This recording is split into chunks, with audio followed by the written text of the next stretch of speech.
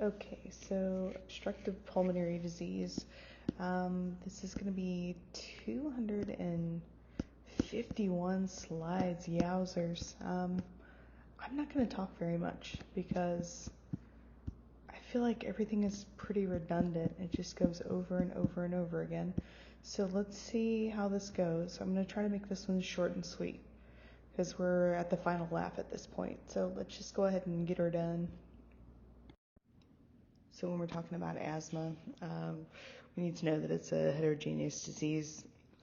We don't need to know what it's characterized by. I'm not too worried about that. And then asthma, we need to know that it is higher in the African American community than it is whites. And this is specific to your demographics question that you might get on the HESI or you might get on the NCLEX. So what's wild about the slide, looking back at things, is I thought, okay, why would women be triggered for a higher mortality rate? Where are they more likely to be hospitalized? And what is this thing about puberty in men? So as it turns out, I thought maybe this was Western society, how we encourage people to be upset versus not be upset versus triggering a sympathetic nervous system process versus bronchodilation versus an IgE mediated response versus a bronchoconstriction process. And then I thought, well, maybe this has got to do with testosterone because it says before puberty but not after for gentlemen. And it turns out both of those answers are right. So men, once they get their testosterone dump, it helps with the immunity response, believe it or not, which I thought was kind of wild. And also in a Western world, in Western society, we tell gentlemen don't do what, don't cry, don't be upset, don't show emotion, right? Like that's something we have recently started changing, thank the Lord. But for right now, it's something that is kind of engrossed in everyone's brain. Females are hypersensitive, blah blah blah. Men are tough and strong and me man, boom, knock down tree type of a deal. And as silly as it sounds, if you think about it, we are encouraging one sex to fly off the handle because that's perfectly normal, because that's quote unquote females and their quote unquote drama. And then males, we don't trigger that response. We actually suffocate that response, much like this is doing to them. So genetic factors have a huge play in it, and obviously our environmental and social understanding of what an anxiolytic trigger means to an entire sex. So I just thought it was kind of cool. At that point, you think to yourself, all right, well, what can we do to try to reverse that potential? And then I didn't get any answers, but I also wonder, how this has affected postmenopause in females, to see if it was a testosterone versus an estrogen loss, if those things would finally flatten out towards the end stage. But again, this is stuff that's way over our level of threshold that we're going to learn here. I just thought it was kind of wicked cool to see that, this is a genetic player because of testosterone dump, and it's kind of Western society's fault by, given this opinion of, how we should present ourselves as individuals. So they're thinking that allergic rhinitis and chronic sinusitis are the things that make this absolutely worse. Like if you have these conditions, you're predisposed to this problem. If you look at the bottom, you see large polyps need to be removed. This is a disease process called polypoid disease, and that's where you have polyps that are all up in your sinus cavities, all up in your nasal passage. Some of them have them as high up as your ethmoid and sphenoid sinuses, which is kind of wicked wild. So yeah, I could see how that would be a problem since this is an obstructive issue, right? That would make things even worse. Again, this is a genetic player that we can't really back out of. There needs to be the removal of the polyps, and then obviously symptoms start to get better. So we don't really know why we have asthma. We don't really know what makes things the way they are. We don't really know how some people can cure out of it in childhood, even as women, and then how some people can get it and then it doesn't develop into something huge, and then some people get it and don't have an event for 15 years and then they have status asthmaticus and they die. We do know that there are some players that are pieces and parts and roles, but we still really don't have a great understanding of exactly what's causing these effects. We do know smoking is an issue. 21% of patients with asthma smoke. I, I, I, if anyone can figure that out, please understand. If my options are to choke to death because of bronchoconstriction or smoking, I just put a nicotine patch on. Again, remember guys, I used to do the bad thing, so I like to be able to breathe. I'm a fan of breathing. I have to breathe so I can talk. I have to breathe so I can push the air through so that I can, go through the trauma of talking for 247 slides, and I'm going to keep cutting them down as much as I can as we go along. So keep these things in mind. Smoking bad, asthma bad, smoking and asthma super bad. Okay, that's the slide. So all the slide says is triggers of asthma: smoke, smoke, and smoke. Wood smoke, vehicle smoke, concentrated smoke from pollution. So again, just keep in mind, smoke, asthma, bad. Okay, that slide's done, that's it. So I think we're seeing a common theme here. Occupational factors: dust, dust, dust, salt, chemicals, paints, plastics. Anything that's going to, if you sniff it, it's going to make you go, oh boy, I shouldn't have sniffed that. It's going to help with an asthmatic trigger. That's all this says. The slide's done. So exercise-induced asthma, all you need to know for this is it is going on during the activity, and then exercise-induced bronchospasm is after vigorous exercise because you're trying to just kind of catch up your body to breathe in, and then that's when you really have a hard time doing that catch-up itself. And that's all that this means. This slide's done. So if you notice, we need to talk about the big three as far as the asthma triad's concerned: polyps, asthma, and sensitivity to aspirin and NSAIDs. Make sure that you understand salicylic acid and NSAIDs. You gotta stay away from them. And you also have to make sure that it's not in your over-the-counter stuff. I've seen it in drinks. I've seen it, it says here flavorings. Yeah, I'll buy that for $1. So you really, really have to check the label on a lot of things, because a lot of times you don't really know what's causing it until it's far too late. And we will give them an NSAID if they have like a headache, and then we'll find out that this is an asthmatic issue shortly thereafter because they go into exacerbation. So when we're dealing with asthma, since we don't really know what is causing it, and we've done all of our studies and we're still scratching our heads, we just tell them to stay away from all of this. And the biggest one here that I find problems with is perfumes. It doesn't matter how light or heavy the perfume is still perfume. This is an inhalant reaction.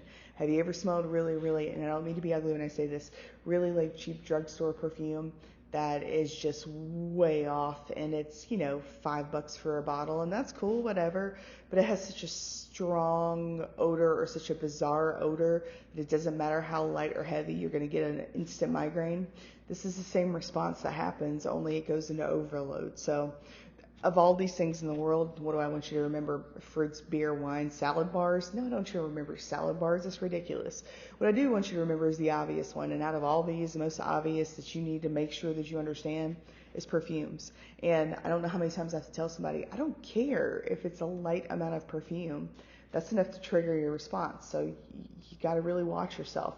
I normally smell really good. I normally make sure that I smell fresh and clean, and everybody knows my smell, right? Because I have a distinct smell with my perfume that I choose. I've had people say, I know you were in the hallway 30 minutes to go downstairs because I could smell you going down the hall. And I was like, that's super weird. But I get it, right? Because I take pride in how I present myself. However, if I were ever on a respiratory unit, I would know I would have to smell like absolutely nothing. I would not even use big detergents for this specific reason. So just if you remember nothing else when it comes to asthma, no perfumes. I don't care how light it is. I don't care what the scent smells like. I don't care if it's the most wonderful scent in the whole entire world. It doesn't matter. These guys will literally tip off the scales with this, and then we'll have a big episode. So what we do know is what makes it worse. So if we have GERD, we're going to trigger that by way of, aspiration. So we need to make sure that we stay away from B2 agonists, because it's going to worsen the GERD symptom. It's going to relax that lower esophageal sphincter. And if you already have a bad epiglottis because you have a history of, I don't know, intractable vomiting as a child, that's just going to make it even worse. So you need to make sure that we stay off those B2 agonists, and then you need to make sure that we have your GERD taken care of by way of a Nissen procedure, by way of a hiatal hernia repair, whatever the case may be that might be helping contribute to this GERD-related incident, so that this person can get a little bit better and they cannot go into that complete overload. So this is always an IgE-mediated response problem. So they're thinking that people who are predisposed to developing this problem is one of the huge risk factors, obviously, because if you get around any allergen and then you throw into an IgE-mediated response, you're going to have this asthmatic process, and that's literally all this says, and it's something I'm not even incredibly worried about if I'm honest. All right, guys, asthma is not fake. Okay, one more time, asthma is not fake. Okay, just for the sake of doing things in threes, by way of Nikola Tesla and respecting his honor, asthma is not psychosomatic. There are psychological factors that can stress you out, which will worsen the symptoms because we throw ourselves into that sympathetic nervous system response. But this is a genetic proponent that then gets worse by way of sympathetic nervous system dump and exacerbation. So please understand those things. And this is pretty common. She gets around a cat. She doesn't understand that she's allergic to the cat. She doesn't know if she's allergic to the cat, so she comes in and then we observe them. So our main process is causing all these issues. Dun, dun, dun, dun, it's inflammation. There's the answer. So that's what leads to the bronchoconstriction that puts someone into an asthmaticus, status asthmaticus episode. So this is the early asthma response phase. This usually takes 30 minutes to an hour to start developing. And you'll just hear it called early phase response, and you'll just know it's happened within half an hour to an hour of the trigger, whatever that allergen is, to trigger the IgE response and to create those inflammatory mediators that will start this process. So this is kind of the cascade. The blood vessels will go ahead and vasodilate, which causes you to have the runny nose. Nerve cells will cause you to itch and be nervous. Smooth cells will cause the inflammation, which causes the bronchospasm, which causes the narrowed airway. And the goblet cells come in and just create a whole bunch of mucus that helps with the occlusive process. And here's just a picture of the slide prior. I've got nothing else for this. So when we're dealing with late phase response, we always jump right on corticosteroids if we can, because we know we've got a little bit of a window. So 4 to 6 hours after the initial attack is when this starts happening, and then they could be more severe is a bigger deal. So like if I have an immediate trigger, I might have immediate resistance, and then as my body is understanding that I've been exposed to an allergic reaction, the first thing I will do is remove myself from that reaction, right? So this is why these guys don't have heavier symptoms, whereas some people don't really know what their trigger is and are sitting right up under it. So obviously if you're exposed to the trigger for a lengthier amount of time, then you are going to have this late phase response because your body gets used to it and then goes, nah, I'm done, and then it just goes into overload. So either way, we're going to use corticosteroids to deal with both of those. We're going to immediately use it to treat specifically the inflammatory part of this process, and we will do that for these late phase people because that's just the go-to, right? We're going to do a daily corticosteroid and then an emergency inhaler in between. So the reason that the whole last slide was even there was basically because of this case study. This happens a lot. Don't let these guys go easy. If they come here and they're ready to go home after a couple of hours because they're no longer introduced to that allergen that's causing them problems, you got to watch them longer than 2 hours. You have to keep them for observation for at least 6. So if they want to go home and go leave, obviously they can AMA, but other than that, I would fight for them to stay while you just make sure that everything's okay and keep a close eye on them. So much like when we get cut and we get a scar, if it's deep enough, we'll do the same thing and remodel our cells when we have this habitual issue in our bronchial wall, and from the chronic inflammatory response that we get whenever these cells start getting inflamed and pissed off, as I always say. They will change the cellular structure, because cells, remember, are very malleable. They're very moldable, right? So this is what happens with these people. And that's what makes this progressive. As we get older into adulthood, we start having more issues. So that's all the slide says, and that's it. So wheezing is the issue. Also cough, dyspnea, chest tightness. I think all these are pretty self-explanatory, so I'm just going to move on. So sometimes when this gets so bad, you can't really gauge it anymore, and that's likely because we have the classic wheezing with a mild attack, because it's a mild attack and people are going, oh my God, the big one's coming. So again, this is a sympathetic nervous system trigger that encourages this to be very loud and pronounced. However, as that bronchospasm happens, as that inflammatory response happens, these guys are going to get what's called a silent chest, and that's what you really need to worry about. They won't have the audible wheezing outside of the room. Most people think that the wheezing is the scarier thing. It's not. It's the quiet ones we worry about. That's why they say these things. Sorry, I was going to stop the slide, but I had to get some coffee. Do you guys hear my voice? It's terrible. It's absolutely terrible. No karaoke for me. So if you remember no slide other than this one, I'm cool with this. So this is for you saving people, right? This isn't anything that you're going to see on a big three necessarily. You probably see it on an NCLEX. But what I need for you to understand is when this happens, you have to call respiratory. I don't care how well versed you are not respiratory therapy. Respiratory therapy, their whole entire job is that trachea and those lungs, and that is it.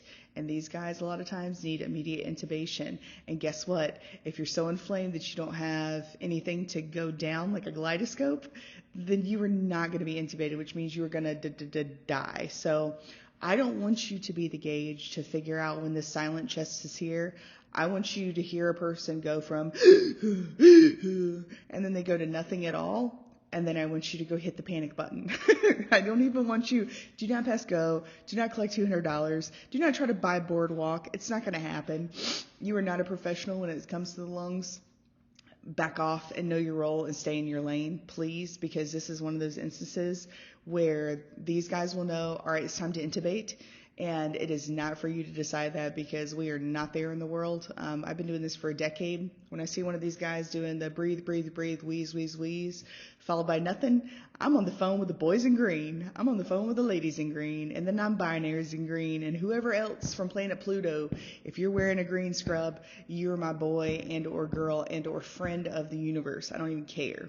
I think I've made it clear. By the way, if you wonder why we have green slides this color, because I'm psychosomatically training you to understand that respiratory and this color are concomitant with one another. They are married. They are interrelated. They are in a perfect little marriage. So I'm doing this because this is the color scrubs that they wear. If you see one of these guys, go jump on it, go get them as fast as you can. And normally respiratory, they roll their eyes a lot because they have a lot of breathing treatments to do. They got a lot of ridiculous things that they have to do in a day's time. And they kind of walk around and then go hide in the break room. When you see these guys, be very respectful, because when you call them and they know your voice and they know who you are and they hear the panic in your voice, they come running. So just keep that in mind. And that's all I got for this slide.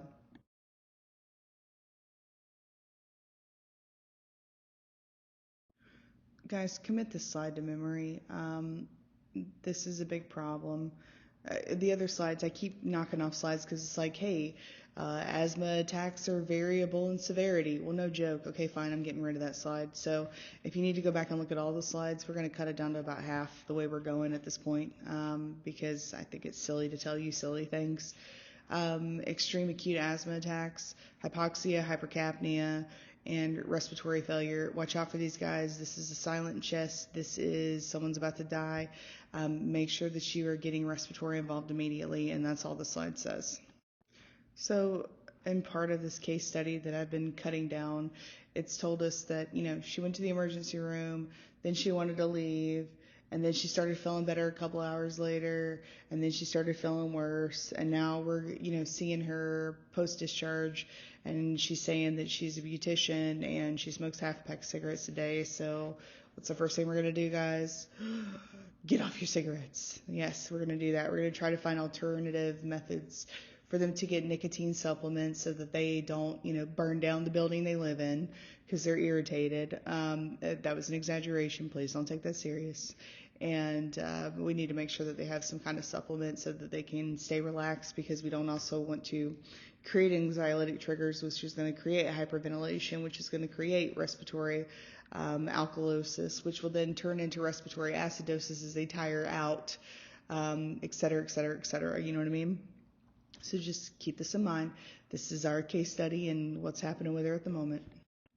So these are the various tests they do to find out what your lung volumes are, what your the strength of your lungs is. They want you to stop your broncho inhalers and bronchodilators 6 to 12 hours prior when you're doing spirometry testing, and then they will basically work you out and then give you that again, and then see the level of reversibility that you have to see if you need to change the level of steroid that you're taking. Sometimes you find out that you need more, and that's all the slide says. Again, here's some more diagnostic studies. I've never even heard of half of this stuff, but again, I don't work in respiratory. I'll take my neuro ICU any day of the week over respiratory, because when it comes to asthma, I just don't have a very good working knowledge, and you'll find that many medical professionals will have gaps. Like, can I get through the day if I have someone with asthma? Yeah, I can get through the day. Am I going to feel confident in that day? No, I'm going to be looking up everything I can on PubMed, trying to figure out how to make this better, because these phenos and all the other testings that they do, I'm familiar with ABGs, obviously, chest x-ray, sure. Sputum culture and sensitivity, yep, got that. Allergy testing, we don't even do that in the hospital setting. That's something that you do on an outpatient basis with a referral. It takes you about a month to get an appointment. I mean, do you see where we're coming at here? So with limited knowledge, just remember, if you don't know what's going on, call the boys in green, if you will. So here's like the step level. I mean, obviously our whole point in doing this is we want to have a relief of symptoms, and we want to make sure we have an adequate amount of medication. So if we are still having symptoms, we need to taper up our medication. If we are stable and have been stable for a while, we would want to taper down that medication, because again, we don't want to encourage it to start getting up. And asthma is kind of bizarre because it's an evolution or it's a de-evolution. So we can escalate or de-escalate that process by way of tapering down those meds. It's just as important, because if the brain recognizes this medication is something that's been taking and there's no response, sometimes it will create a response just to be used to that medication, if that makes any sense at all. So the second they start getting better, we need to start talking about tapering it down. Tell them not to use the same inhaler they used a year and a half ago, because that is no longer their dose. They can't just go after it and hit it just for the sake of hitting it, because if you do, you create more of a problem than you are a solution. So here's the symptom to mild to moderate attacks. You can go ahead and read these over. Are you going to need to commit these to memory? Sure, why not? You might see this in the NCLEX, or probably not in the HESI, but just understand that you know what mild to moderate attacks look like versus a more severe attack. That's it. All right, and here's your monitoring, what you need to look for, and then what you need to do post-discharge. That's all the slide says. Obviously, I'm keeping this slide in because you need to know what the severe attacks look like and what the signs and symptoms are, and then what your perf studies look like as well. So if you're having a severe attack, obviously, these are the PaO2 levels or SaO2 levels that we want to reach and strive for. Make sure that you get those ABGs, you get your PFTs, which is your pulmonary function studies, you get your vital signs stabilized, you use your bronchodilators, your corticosteroids, and then you watch out for that silent chest. I swear, if you even hear them from the hallway and all of a sudden it goes to nothing, I literally go in there, walk in the room, see that they're in distress and they can barely take a breath. Just go ahead and call a rapid right then. Matter of fact, I'd probably hit the code button, depending, because sometimes if they're already in a rapid, they'll take another rapid and take 2 or 3 people over. But if if you hit that blue button, everybody's coming. So it's that serious and it happens that fast. And I'm not exaggerating when I say this because I'm not a very exaggerative person anyways. You guys have met me before. You know I don't fly off the handle when it comes to any type of way. So make sure that you're doing this. I cannot stress that enough. So this will be an easy question. Patient is admitted to the emergency department with severe exacerbation of asthma. What is the most concerning? PaO2 of 80, don't care, that's perfect. Presence of inspiratory and expiratory wheezing, yep, that's normal. Peak expiratory flow rate of 60, I don't even know what that means, and I don't care because all I see up top is unable to speak and sweating profusely. That person is dying. That is your answer. I don't even need to look at the next slide. And there it is, the silent chest that we were talking about. If you can't speak and you're sweating like crazy and you have a history of asthma, code button, I'm done. I'm done with it. They need intubated, they need ICU, they need it immediately. So this slide, I didn't want to keep it in, but here's the problem. These guys will only use their rescue inhalers. Listen, I'm not an asthmatic. I don't know. I've never had asthma a day in my life. I've never even gotten gassed out from running, to be fair. It's tragic. It's terrible. I know it's not fair considering what I've done to my body for the first 15 years of, being a dumb adult. So that being said, these guys will only use their emergency inhalers. I don't know what it is about their daily inhaler. I don't know if it's like weight gain. Believe it or not, my females are more non-compliant than my males are. That throws me to a loop too, because I'm so used to males being non-compliant and females being like overly caring with their bodies, unless they choke to death and then all of a sudden they don't want to use the right inhalers. You've got to trust these people. I know that the inhaler, quote unquote, didn't work for you. It, quote unquote, didn't work for you because you took the long-acting inhaler and not your rescue inhaler. And if you back off your rescue inhaler, you wouldn't be getting rebound asthma, which is what happens to these people. They will suck on that asthma inhaler. They will suck on that albuterol so often that it's like the rebound effect of using Afrin. Boxers are notorious for using Afrin whenever they get punched in the nose because, it bleeds, right? And what shuts it off? Afrin. Afrin stops it immediately. It's no different. These guys will hit that Afrin like it is liquid gold, and then they have rebound rhinitis. And what do they use? More Afrin. And then they end up coming in because they have given themselves status asthmaticus.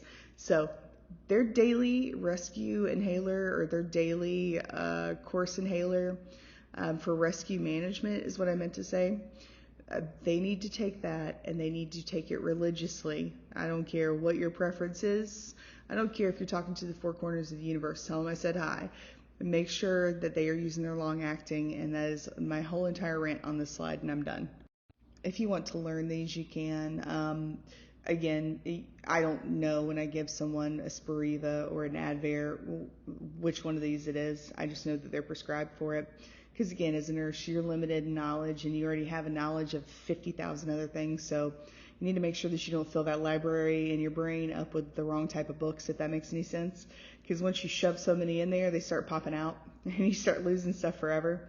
So again, if you want to commit this to memory, you can. If you want to know what works with it, you can. Am I going to test you on these different types? No, because that's ridiculous, because I would never do that to my worst enemy. Well, maybe my worst enemy, but I wouldn't do it to many of them there.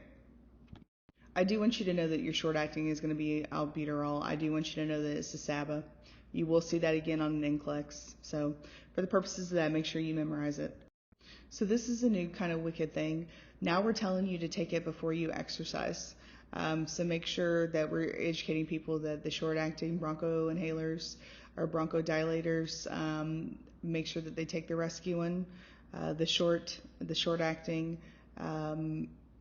beforehand, so that they don't get exacerbated.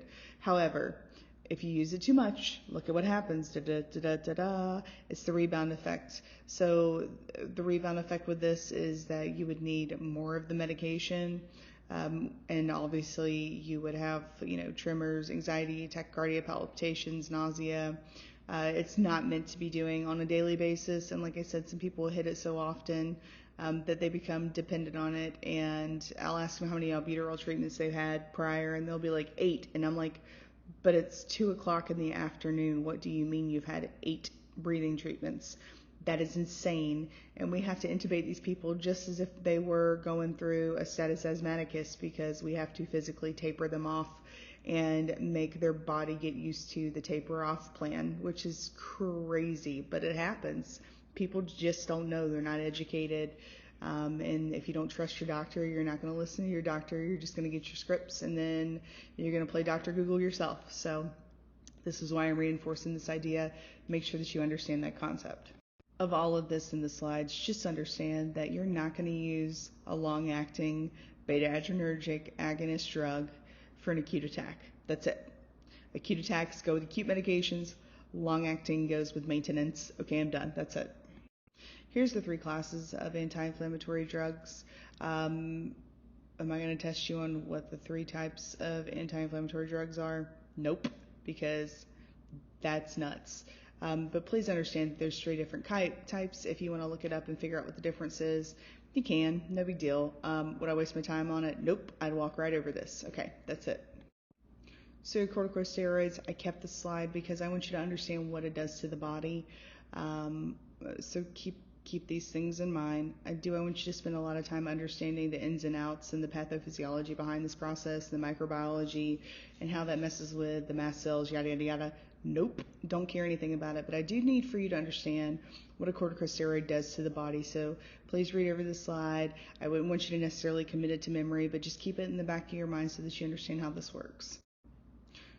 Please know that oral corticosteroids are to be used 1 to 2 weeks for maximum effect for the severe asthma, whereas we do the inhaled, which is effects in 24 hours. Also know that it leads to easy bruising, reduced bone density, which over a amount of time is going to either create a diabetic, make a diabetic worse, or cause osteoporosis. So obviously we have a frequent flyer that's coming back again for the same thing. So we're going to increase their IV corticosteroid, and then we're going to give them an inhaled corticosteroid for daily use that I would certainly hope she's going to use versus just hitting the emergency inhaler. So this slide, even though it has 2 bullets, very important. I want you to read them. We need to understand that we're going to have these problems potentially. And the bigger of the 2 is we need to have this spacer, because the spacer is going to reduce all the other problems from up above. Make sure that they gargle after each use to get that stuff out of their mouth so that we don't have these issues. And that's all I have for this slide.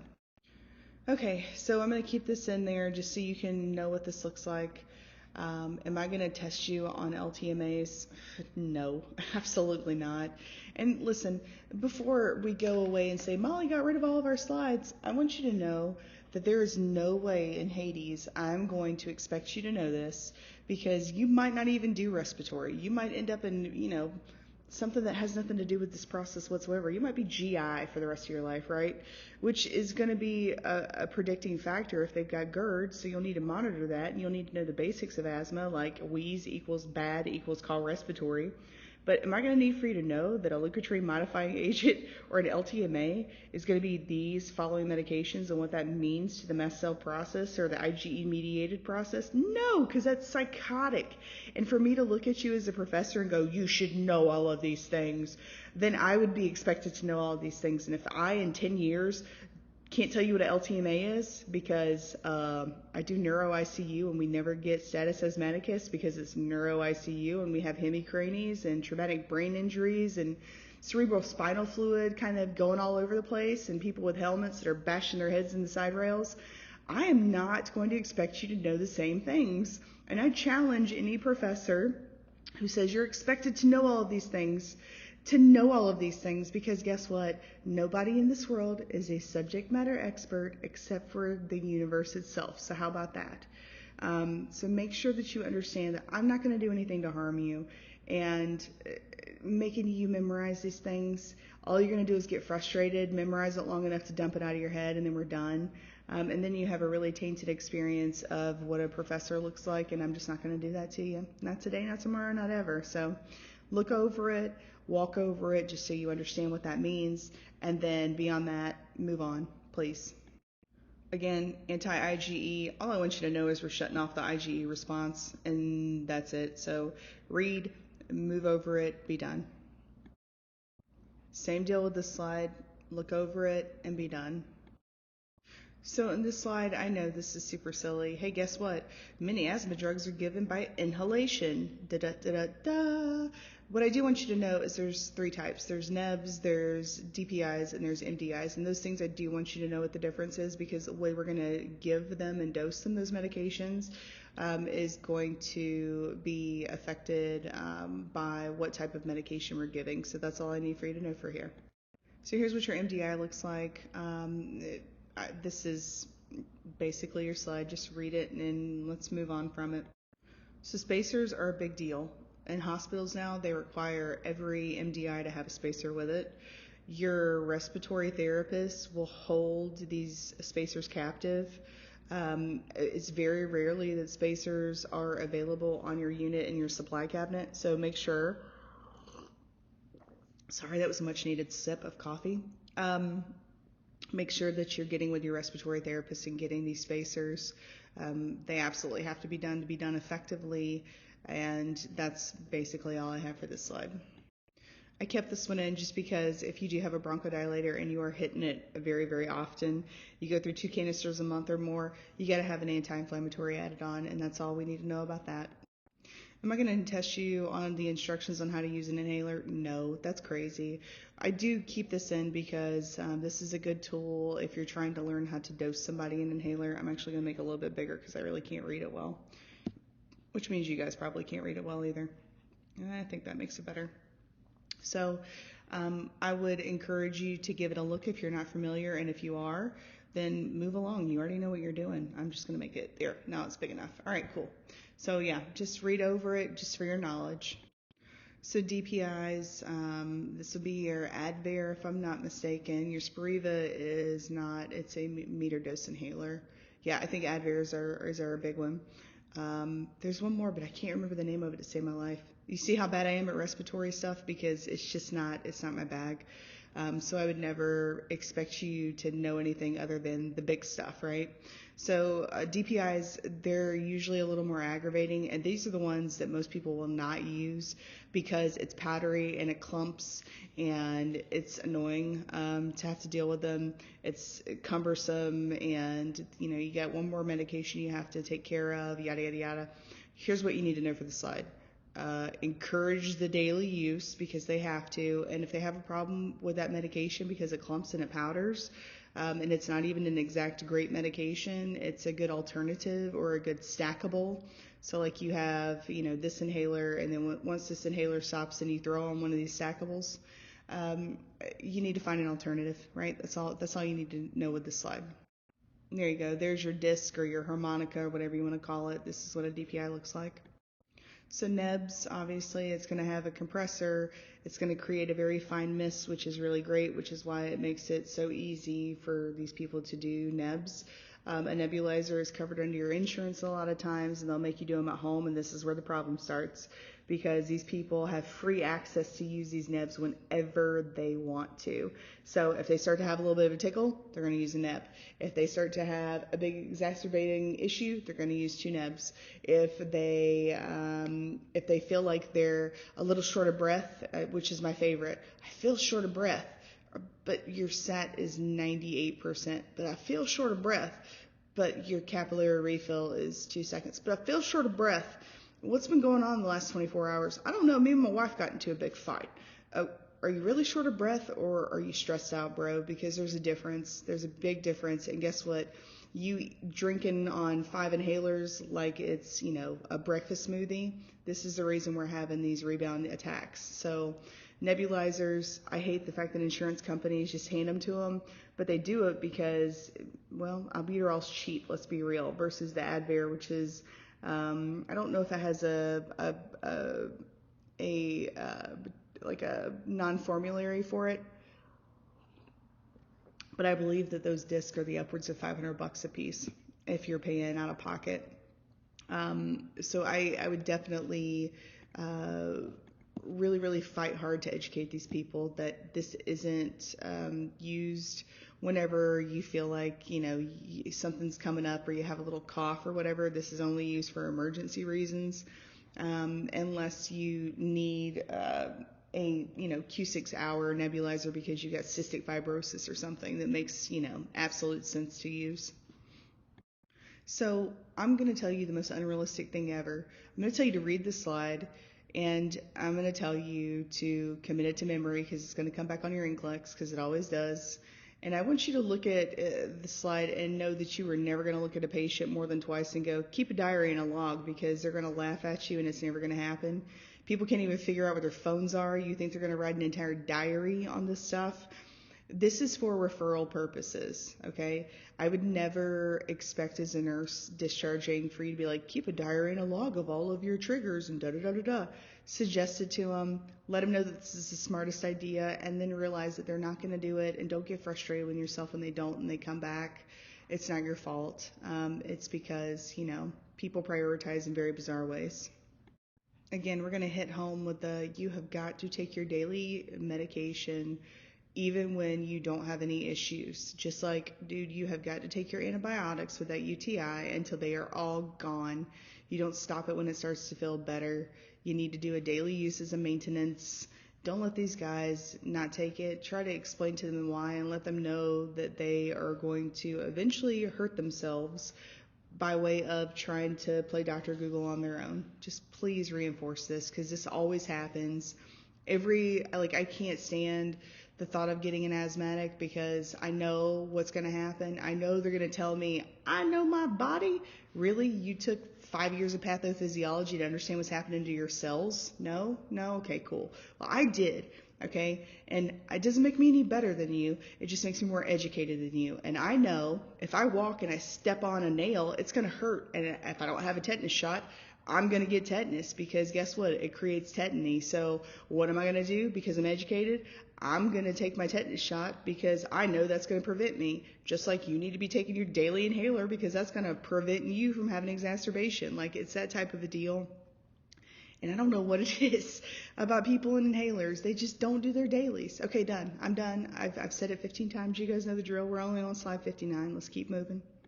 So I'm blowing through a lot of slides, obviously. Make sure that you understand that you need to be looking at your white slides that you get that you can read through, because there is a lot of stuff I'm taking out that's dumb, like subjective data, objective data. You guys know what the difference is between the two by now. So I've left those out, and I'm not going to test you on which types of these is subjective data, versus which type of these is objective data. I'll let the NCLEX and the HESI do that for you. Again, make sure that you understand that you need to go through your white slides. This is just a crash course because there's no need for me to talk over 200 and some odd slides. So this is just making everyone a little bit more comfortable with this whole process. So make sure that the big one is avoid aspirins and NSAIDs. Make sure that they wear masks if there's cold air, and to avoid allergens. And again, let me reinforce the perfume bit. If you are using perfumes, I don't care how lightly scented it is.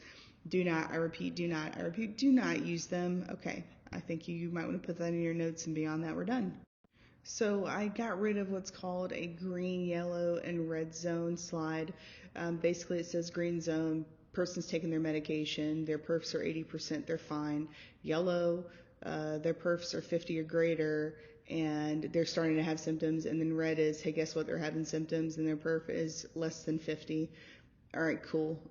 That's all those slides say. So am I going to test you on red, green versus yellow? No, because I've never even heard of that before. Didn't even know that was a thing.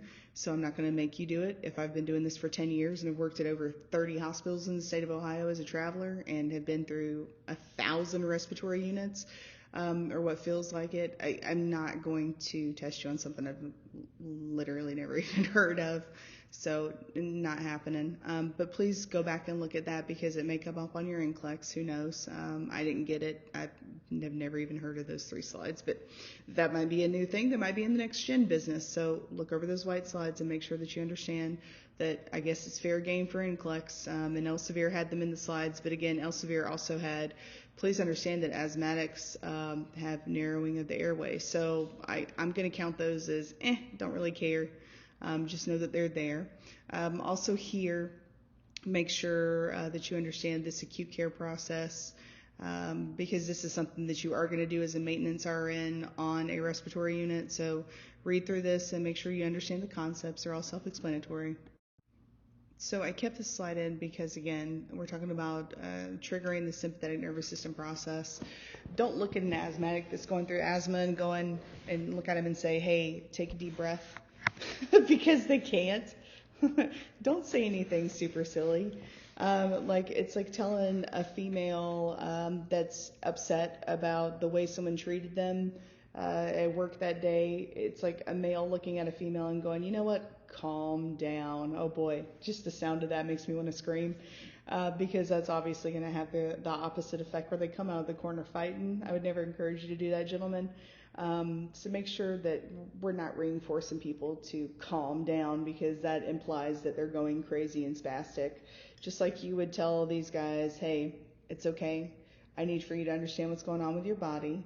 You need to relax yourself a little bit more. These things are acceptable. Calm down or take a deep breath. Don't be dumb. Don't be silly. That is the worst thing a person can tell somebody else. And for whatever reason, it's our go-to in our brains. And I just don't get that, because that's the worst thing that you could tell a person. It's like telling a person who just had a death in the family, it's okay if they're in a better place. Dude, you don't know where they are. I guess this is an Asperger's thing, because I've never understood why people say dumb stuff. And this would be one of those things. So again, no calm down. No, you're overreacting. No, take a deep breath. And by all means, if someone passes away, they're in a better place. We don't know where they are. So let's not imply that, they just sprouted wings and they're flying atop and above, when that might not even be a thing. And, it really doesn't make people feel better. It just makes them feel like you don't care and you're apathetic, if you're asking me. But again, I'm the one with supposedly the process of dysfunction. I'm the one with the cognitive delay. Cool. Only that's not accurate at all. So take it how you wish. Just do whatever you can to not focus on the trigger and the situation. Distraction method is usually the best way to get through this. When someone's going through episode, I would literally rub the back of their head and go, hey, we're going to get through this. It's going to be okay. You're doing a great job. Encourage them. Turn on a TV. Give them something to hyper-focus on. And then start to help out with those parasympathetic triggers that will put them into that site. So again, rubbing their hands, scratching their back, all of these things have classically helped me versus take a deep breath or calm down. I'll never in a million years understand those. But if you guys figure it out, let me know, because I would love to know what's going on in a neurotypical brain. That's why I do what I do, because I've been trying to figure out people for 40 years and still epically fail. So that's the end of this slide. So we absolutely need to reinforce exercise within the limits of tolerance, because exercise actually helps out asthma. By way of it getting used to it. So you want to trigger an exercise response so that the body goes, oh, we're exercising, versus, the true sympathetic process of I'm running after or away from something, that will absolutely start that inflammatory reasoning and those inflammatory mediators to respond to the body. Long story short, make sure that they're getting good nutrition, good exercise, and they're sleeping well. And this, believe it or not, helps with a treatment plan. All right, thank the Lord, we're finally done with asthma. Two of the slides that you guys missed that I took out said make sure that we reinforce daily use of inhalers. Make sure that we understand that asthma means you can't breathe, is basically what it said, and get a good treatment plan in place and make sure that people adhere to their medication regimen and do yoga. There was something about yoga in there, and I was like, okay, I'm done. So now we get to move on to COPD, which is absolutely going to be on the big three. Absolutely going to be on the big three. Hey, your ears should be popping up. Absolutely going to be on the big three. All right, so I kept the slide just because there's demographics, and every time I look at demographics, I get nervous, not because I care for you to know that whites have the highest incidence despite higher ranks of smoking among other ethnic groups. I personally am not going to make that a dividing factor in how you do your daily life as a nurse, because that doesn't even matter, because remember, genetics a person isn't 100% white anyways, so you can't really gauge a person off the color of their skin. I'm a direct observation of what that looks like because I'm a halvesy, and most people don't see the native blood in me until you start looking at my facial features and they go, oh yeah, that's right. So you can't look at it and go, oh, white skin, that's a thing, because it's not. But for the purposes of your NCLEX, they love to do demographic questions, and they love to separate races with specific disease processes. So for that reason alone, I'm keeping the slide in. So just know that you understand this and move on. So for you being a nurse, I do need for you to understand this slide. Men do have a higher commonality with COPD, a higher proponents of COPD, a higher propensity, whatever word you want to use, they're all synonymous. And they also do have a poor response to oxygen therapy. Man, y'all are blowing up my phone. It is 6:30 in the morning, and I swear I've had to redo slides because they keep dinging in between. I'm not even going to redo this, and I'm just going to keep letting it go off. For the love of Pete, y'all. Do you see? I dare somebody say I don't care about you guys, because I'm up here talking with you guys at 6 in the morning while I'm doing these doggone slides trying to cut them down. So, digressing. Women have a lower quality of life, know that. Not for the fact that I'm going to test you on these things, but for the fact that you need to have this flagged in the back of your brain when you have these type of patients. You need to watch out for them specifically. Obviously, if you have a female with COPD, they have a higher incidence of kind of crashing and circling the drain on you. So be on a higher alert and hover over them or helicopter mom them a little bit more than you usually would. Okay, I got so many dings going off on my phone, I've had to redo these slides 3 times now. So COPD, do we increase lung function over time? No. Lung function technically decreases. Can we increase the oxygenation of what I have left? Yes, we can. So is it reversible? No, it's not reversible. Can we increase the lung function that we have with what we have left as far as what percentage is working? Yes, we can. Yes, we can. So just know those 2 differences and move away from the slide because that's all I got. So we used to call COPD chronic bronchitis. We would say emphysema is the same deal. It's not. They're all very different. They all look different on x-ray. They all sound different when you're auscultating. So all this says is we've separated the 3 because we finally got our brain right. Hey, guess what? Cigarette smoking contributes to COPD. Revolutionary. That's all the slide says. Look at your percentage over here, put it in the back of your brain, walk away from the slide. All right, so this is important. Hyperplasia of cells is the effect on the respiratory tract because of the cigarette smoking. Reduced airway diameter, also the goblet cell matriculation that creates a bunch of mucus. Those would be some pieces and parts that I would remember, and then I would move along. So passive smoking is a huge deal. I am going to do my bit about passive smoking, and then I'm going to move on. If you are between the ages of 35 and above, and you had parents that smoked in the house, I don't want you to look at your parents and say it was your fault that I'm sick and I have asthma, or it's your fault and I'm sick and I've got Meniere's disease because of recurrent ear infections because you thought it was a good idea to blow smoke in my ear to fix an ear infection because, your cultural studies say so. Or, hey, mom and dad, you didn't treat me fair and you didn't take care of me properly. This was very common. Matter of fact, my grandmother told me that she didn't smoke a day in her life until she got pregnant. Let me say it one more time.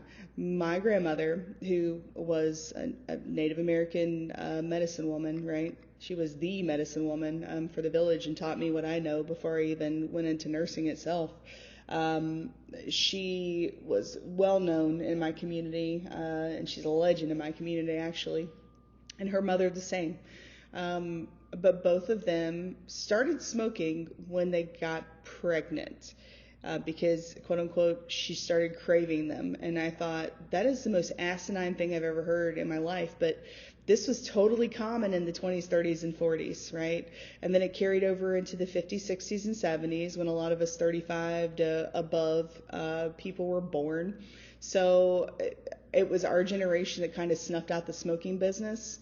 And it still goes on today, very common. So if you get people like this, don't think, oh, what a terrible parent, because They didn't know, right? And then when they found out, because the Surgeon General did a warning back in the 80s about how bad it was, at that point everyone was nice and hooked, so it still took a long time. If you see somebody that smokes and they're pregnant, don't chew them out. I can't tell you enough. Don't make them feel bad. You do need to educate them, but don't give them the look of the scarlet letter, because they probably don't know what that means on the inside. This is an education issue. This is an ignorance issue. This is not a somebody's trying to harm their child issue. So please don't think that. No one gets pregnant and goes, I can't wait to, make sure that their lungs are completely dysfunctional so that I can spend the rest of my life taking care of them and never understanding autonomy because I have to take care of this child on a ventilator. It doesn't run through people's brains, right? Because that's not a thing. So try not to be so judgy with these people. Please understand the cultural reference and understand the background and history before we start getting nasty with these people.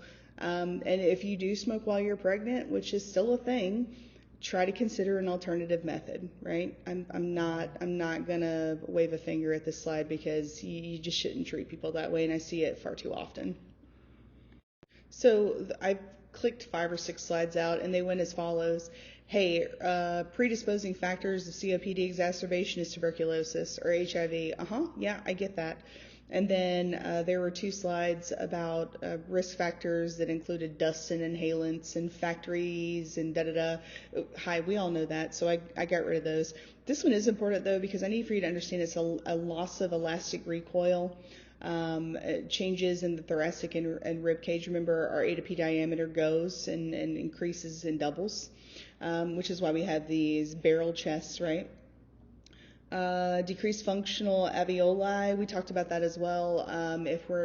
If we are not encouraging them to work and we do not exercise our alveoli will look like balloons in the cold air, which is why we tell people to stay out of the cold air, by the way, because whatever happens to balloons also happens to our lung function, because it's the same barometric pressure and temperature change that causes the same processes in our lungs as it does in an inflated balloon. Because guess what? We're not that different after all from normal things and normal concepts. Physics is physics, and barometric pressure and temperature change is barometric pressure and temperature change, so they're all synonymous universally. I kept this slide in because I know one of you guys, somebody is going to go, do we need to know about AATP? And the answer is no. That is nuts. There is no way in a million years you're going to get a question on autosomal recessive disorders in 3% of the COPD population. No one on God's green earth is going to test you on that. If they do, and it's on a big 3, show me the question and I will give you an entire paycheck, because this is not even a thing. I've never even heard of this. I'm not going to expect you to know it. What I do want you to know is there is a genetic factor identified in COPD. Some people, if you are given the triggers, or if you work in the coal mine, or you are next to a power plant, or you have secondhand smoke that happens often in your home, please understand that based on some certain genetic factors, it will give you a higher propensity of COPD. Other than that, don't worry about the other stuff. It's silly. I would never expect anybody to know this. Ask any professor about this. They're going to look at you like you got 3 eyes. So it's fine. Don't worry about it. So this guy's classic. He has trouble walking just a couple of steps to go to the bathroom. He's 77 years old. He's a man. He has a habitual cough, swelling in his lower extremities. This just sounds like a COPD patient all the way around. So this is your next case study. And again, this is an elastic recoil issue. I'm going to let you read the rest of the slide, but just know that it's a loss of elastic recoil is the biggest problem. So COPD leads to what's called pulmonary hypertension, which is a huge issue. It would be like if asthma and CHF had a baby, it would be pulmonary hypertension. So know that COPD creates pulmonary hypertension, and know when you have pulmonary hypertension, it is very hard to put you back into regular formation. These guys, this is one of the most aggravating disorders to have someone come in with, because it just takes forever to get them back to baseline. If you guys want to educate yourselves in the pathophysiology behind COPD, I think it's a good idea just so you know what's happening to the body. I'm a huge nerd. I would love to have this slide as a student. I did memorize this as a student, and I do understand these concepts, and I do use it 100% of the time, because COPD patients are going to be 20% or greater of your patient population, especially in the winter months. Especially in the winter months. These guys come in like mad crazy. So pay attention to it for that reason. If you don't feel like it, you can just move along. It's fine. Again, shocker, guys, just like asthma, primary process is inflammation. And you can just read the rest of this and we'll move on.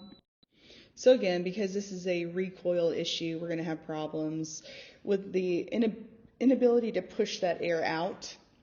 I don't see anything else in here that we can't already put 2 and 2 together on. I feel like this is all common sense stuff. So understand these concepts and move off.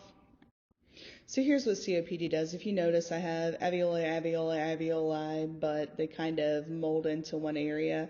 It destroys these alveoli permanently, and then it creates like these little pockets and areas where there can be no air exchange, which is what creates this issue. So again, if you have COPD, you're going to have a lot of excess mucus, which is going to make it harder for you to push the air out, and that's all the slide says. So this is the new global initiative for COPD. This is your diagnosis of COPD and your ratio. Here's mild, moderate, severe, very severe. Am I going to test you on the gold standards? No. I'm going to be really honest with you. I'm not. Are you going to see it on the big 3? You will more than likely see this on an NCLEX, so make sure that you understand these slides. So COPD and asthma look really, really close in relation. Please understand that they are closely related, but there are some varying degrees of difference. Look at these slides, or look at these concepts, and go ahead and move along. So these are classic signs and symptoms: chest heaviness, can't take a deep breath, gasping, increased effort to breathe, air hunger. These guys are super tiny. They don't want to eat. They don't want to drink. You'll know they're in a tripod position. COPD guys, they're all technically the same. I would call them like the Honda motor of vehicles, because they have their own system, right? My dad used to talk about sideways motors in Fords. He's like, daggum, sideways motors. And you'd know that that would mean any motor that was, made after 1987, with very few exceptions. So they kind of have that category in that they all textbook reference look the same, and they all present the same, and there's almost no variance in degree on how a COPD looks. They're always thin, they're always flail chested, especially the end stage. They always have skeletal retractions, they always have air hunger, they don't want to eat very much, which is why they're so tiny, why they have the cachexia, et cetera, et cetera.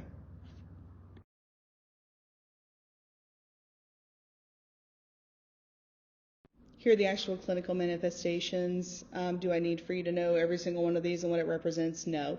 What I need for you to understand is that a PaO2 of 60 is a bad day.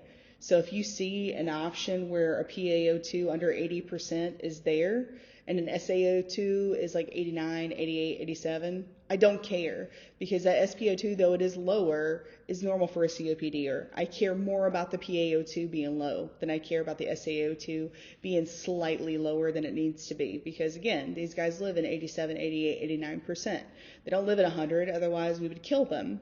So when it comes down to brass tacks, if I see an option of PaO2 under, 80, like 70, 60, 54, 55, that's going to be the bigger deal than worrying about someone having an SaO2 or an oxygen saturation in the high 80s.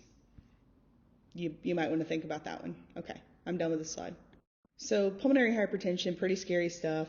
Polycythemia from chronic hypoxia, you get increased viscosity, which increases your blood pressure, which burns your kidneys out, which pisses off your heart. Like, pulmonary hypertension is a beast. It is not my favorite thing in the world to deal with, and when I know I've got someone with confirmed pulmonary hypertensive crisis, we got 15 problems to worry about at one point, and nothing is going right. So just keep that in mind. That's the one thing we want to prevent, is pulmonary hypertension. Guys, you are absolutely going to see the phrase copulmonate, which means right side of heart failure. It is the end stage process of all of this kind of trickling together. Pulmonary hypertension will lead to this problem. You'll see S3s, S4s. Know this slide, understand what it means, and know that this is going to come in the big three. If you want to try to understand the pathophysiology, take a couple of seconds for the slide, otherwise you can move on. So with core pulmonary, we worry about long-term oxygen therapy, diuretics, and anticoagulation.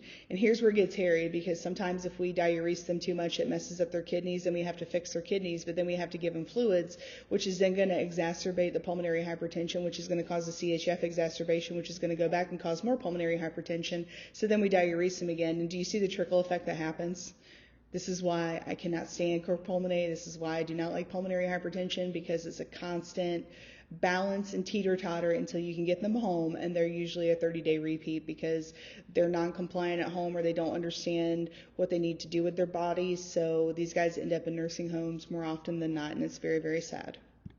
Here are some basic signs and symptoms of exacerbations of this. Just know that they all look the same. Understand the common causes of it, and you can move on from here. All right, I kicked a couple of slides out that said, hey, people need to be educated that if they can't breathe, then they can't breathe. It basically said that, just in fancier words, which was super silly. Know this one, though, because this is going to be an everyday deal. Know that spirometry confirms the diagnosis, and know that it is a ratio under 70%. Know that we're going to do a chest x-ray. Know that we're going to do a 6-minute walk test, which usually doesn't even turn into a 6-minute walk test. It usually turns into oh yeah, they sat up and they were under 88, so I gave them a liter of oxygen. They recovered, so they need home oxygen.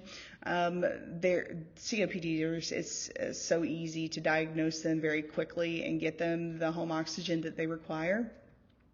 The biggest thing is whenever someone's got a productive cough, why don't you go ahead and write this down?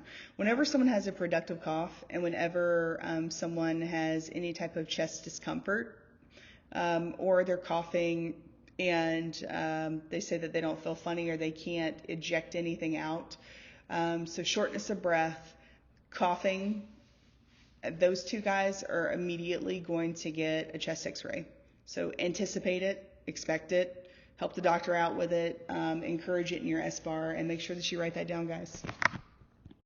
All right, so this guy has two things going against him. He has been smoking for what's considered 30 years of a pack a day, which is a big problem. And also he has heart disease and GERD. So this is what I call like the big three, the triad of I'm going to have pulmonary hypertension, which is going to go bad very quickly. So watch out for these guys. So when we have these people who have any type of confusion, know that you're going to need to get an ABG. Any type of confusion with COPD and or O2 saturation in the 88 range, you're going to know that this is a COPD. You're probably having increased trouble. You'll need to get a baseline ABG, so that lets us know where they're at in the world. And then we need to continue to monitor those ABGs while they're in stage if they have any change in mentation. All right, and obviously he is a diagnosis of COPD because he has this ratio at 65%, and anything under 70 is considered COPD. So I kicked two slides out that said tell COPDers not to smoke, because I figured that was self-explanatory.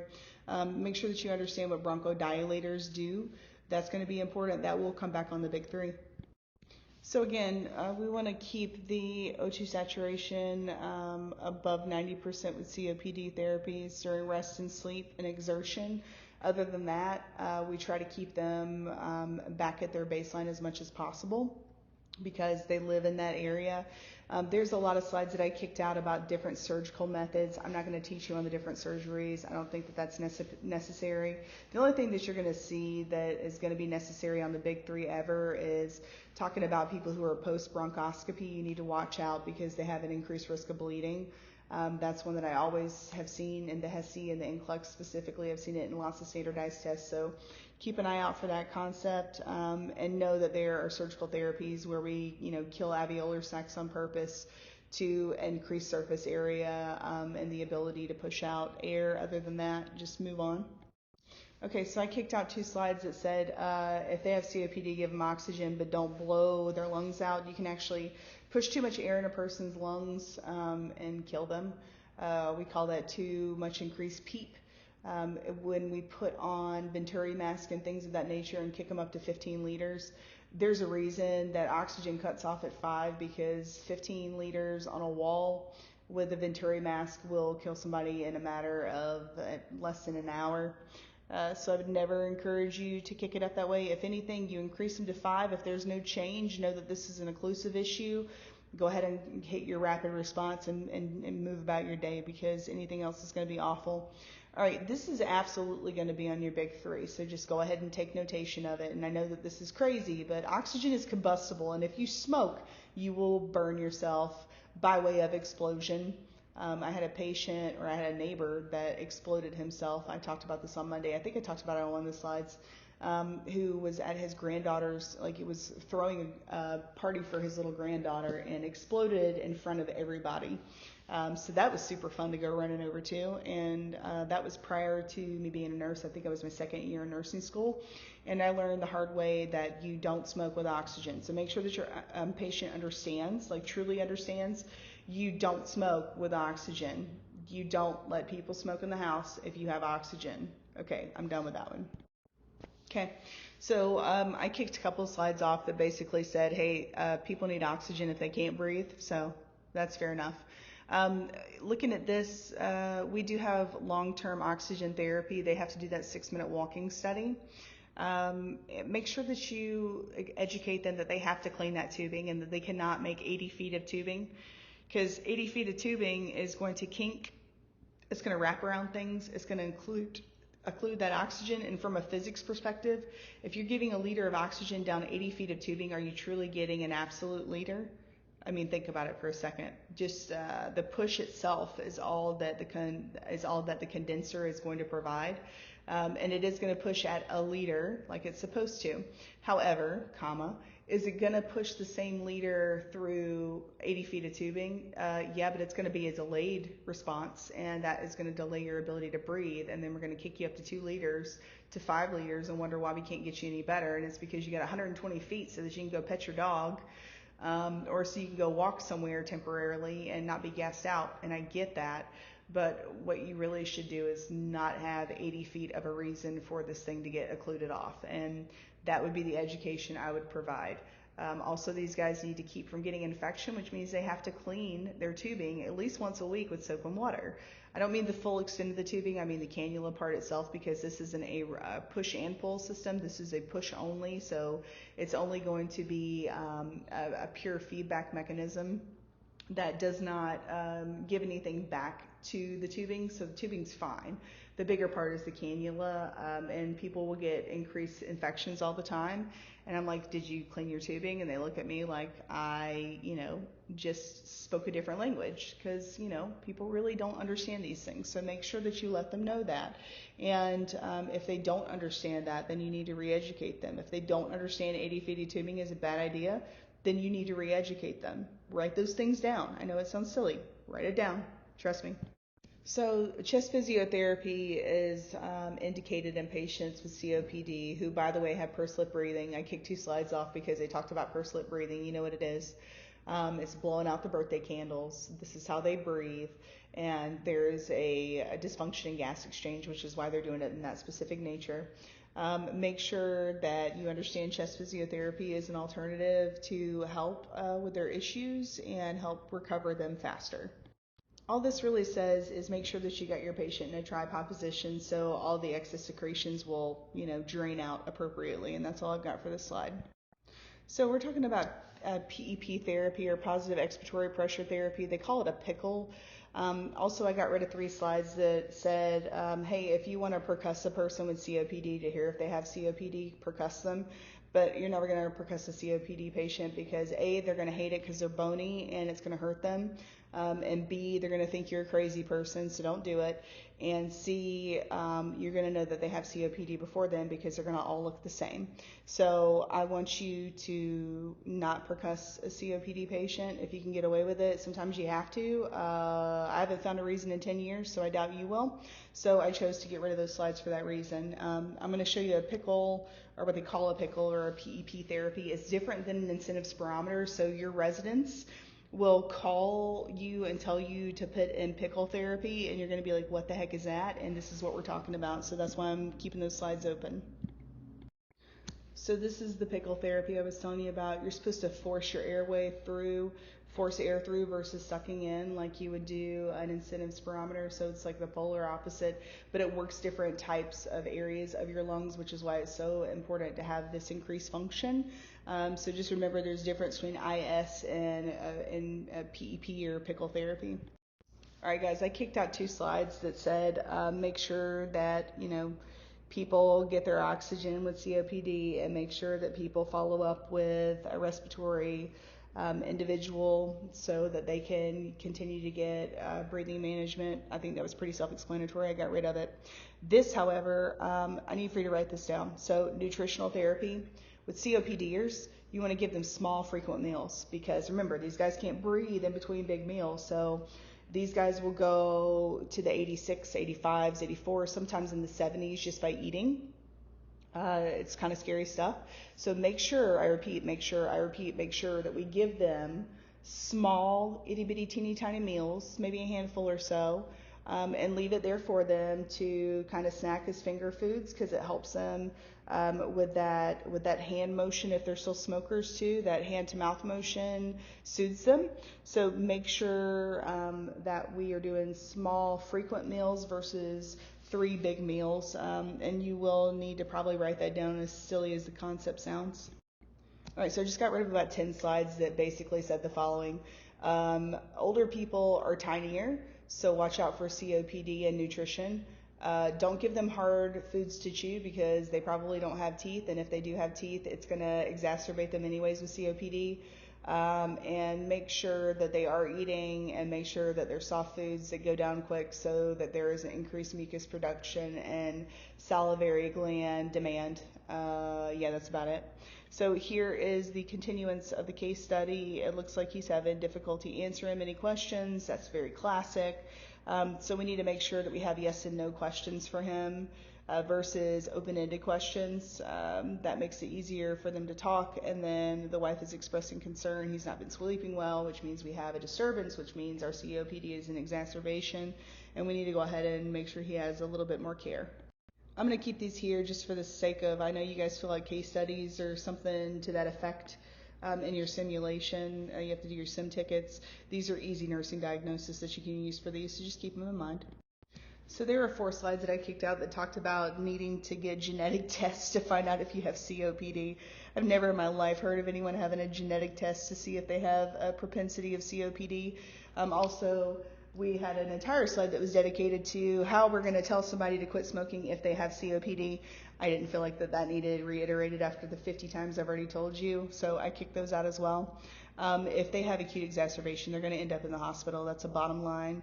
I'm going to be doing whatever I can. Bronchodilators, obviously, keeping them at bed rest, making sure that the bathroom is as close as it can be, using bedside commodes if I have to, all the things.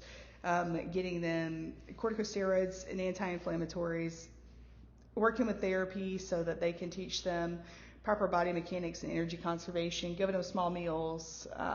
Yeah, there's all of that. So that's kind of what we do in the hospital setting until we get them back to baseline. So I kicked out 5 slides that talked about pulmonary rehabilitation. It basically says, tell them they need to exercise more, tell them, one side literally said, if they are having sexual activity, make sure that they're using pursed-lip breathing techniques. And in my brain, I just paint such vivid pictures with the words that I hear because, well, there's a reason we call it spelling, right? So we're manifesting these things. So I constantly have a cartoon that's going on in the back of my brain that just stays on play at all times. So that was a funny picture in my head. And it said, make sure that people are using proper techniques when using energy conservation with eating, just all the silly stuff that we already know. And then assess for sleep patterns and making sure they have healthy sleeping dynamics and also make sure that they're not smoking. So I just got rid of them because it was all pretty self-explanatory. All right, and here's a classic question we're going to see on the big 3, so just get ready for it. They all look like this. And here's where we do my hack on COPDs. So, and this will be from my review slides. We see here that the person has later stage COPD. So already I know that based off of that alone, respiratory acidosis is my answer, because COPD and respiratory acidosis go together like peas and carrots and Jenny and Forrest Gump. So no, your pH is going to be lower, duh, because it's a respiratory process. So 7.32, there we go. We know we're going to have a higher PaCO2, and PaCO2s are 35 to 45, so anything in excess of that. And if you go down the line, we got 45 on the dot, 40 and 30, which means 45 is we're in the compensated effort, so I'm not even worried about that. But 58 is an obvious one, so A is already going to be my answer. I don't even have to look at the rest of it. If you guys see how I got to that pretty quick, and you don't understand, give me a call, we'll FaceTime, I'll explain it to you really quick. It takes less than a couple of minutes, and you'll blow through this question 100% of the time and always be accurate, and I'm proud of you for doing that. So just make sure you're keeping those things in mind, and we'll go to the next slide where we confirm that A is the answer. Haha, there it goes. So again, COPD, respiratory acidosis, just go right on to it. Unless it says person with controlled COPD. That would be the only exception to the rule. Unless it says person with controlled COPD. If it says COPD exacerbation, respiratory acidosis 100% of the time. All right, so now we're going to get into cystic fibrosis, which I'm going to take a little bit of time on because this is something that comes back in the big three. I'm not going to worry too much about the dynamics, like the demographics and stuff, so we'll blow through that. But the other stuff we're going to have to pay a little bit of attention to, just because these guys are really, really sick people. And when you do get them in the hospital setting, they usually give these to the more advanced nurse, which is going to be you someday. So get ready for it. So I do want you to understand that this is an autosomal recessive disease. I do want you to understand this is a multi-system disease with ultra-transport sodium. The way we test for these, you'll notice in your OB, it's called a polycarpin ionphoresis test, which is a sweat test, right? And the problem with this is we have all of these cells that create this incredible amount of mucus.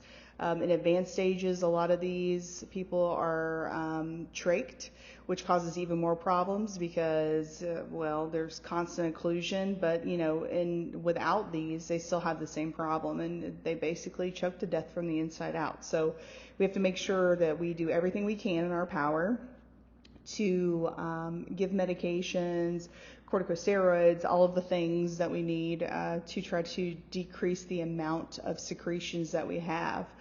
So that we can constantly monitor and observe that they have, adequate O2 saturations, adequate PaO2, all the things basically. So I kicked out a slide that said that this is a Caucasian dominant disease. That is accurate. It is a genetic propensity within the Caucasian genetic portion of your DNA.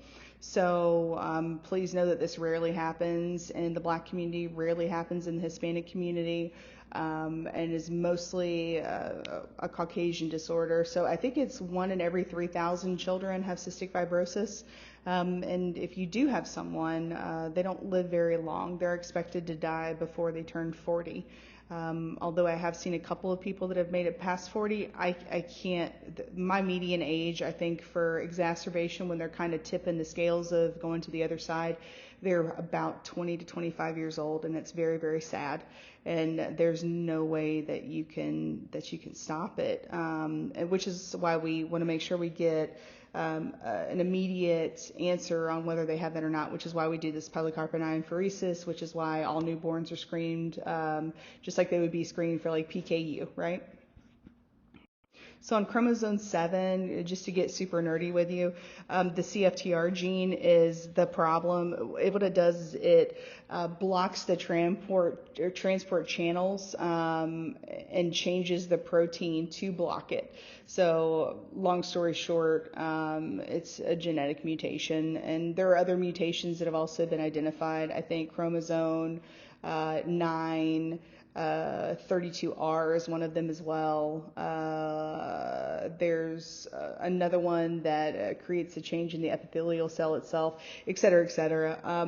Don't worry about many things. Just know that this is a CFTR gene, and just know it for the back of your head if you ever need it as a parlor trick. I've never seen this on a big 3. What I do see on the big 3 is management of secretions, polycarpin ionphoresis tests in childhood, I've never seen a genetic question about chromosome 7 because molecular genetics is never something that you're going to see on a standardized nursing exam.